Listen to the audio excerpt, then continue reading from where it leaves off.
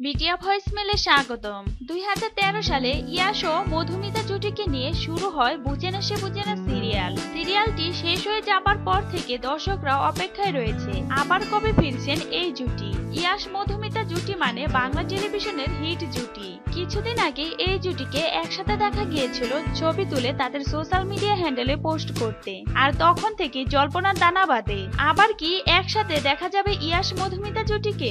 মধুমিতা নিজেই জানিয়েছিলেন কথাবার্তা চলছে, এরপর বিস্তারিত আর কিছু জানা যায়নি। কিন্তু ইয়াশ মধুমিতার ভক্তরা তো আর ছেড়ে দেবার নয়, ভক্তরা অনবরত প্রশ্ন করেই চলছে কবে ফিরছেন এই জুটি। ভক্তরা তাদের একসাথে দেখতে চায়। গত 6 এপ্রিল ইয়াশ মধুমিতার ভক্তদের তাক লাগিয়ে দিয়ে SBF এর কর্তা মহেন্দ্র সানি একটি টুইট এর মাধ্যমে জানালেন ইয়াশ মধুমিতার কামব্যাকের ব্যাপারে। তিনি টুইটে লিখেছেন সাম ইন্টারেস্টিং নিউজ কামিং সুন, এবং তিনি এই টুইট ইয়াশকেও ট্যাগ করেছেন। আর ইয়াশ সেখানে লিখেছেন ড্যাম এক্সাইটেড। আর এই খবরেই বেশ উচ্ছ্বসিত ইয়াশ মধুমিতার ভক্তরা। তাহলে আর বেশি দিনের অপেক্ষা নয়, খুব শীঘ্রই বড় পর্দায় ফিরতে চলেছেন ইয়াশ মধুমিতা জুটি। বাংলা বিনোদন জগতের এ ধরনের আরো খবর পেতে মিডিয়া ভয়েসমেলের সাথে থাকুন।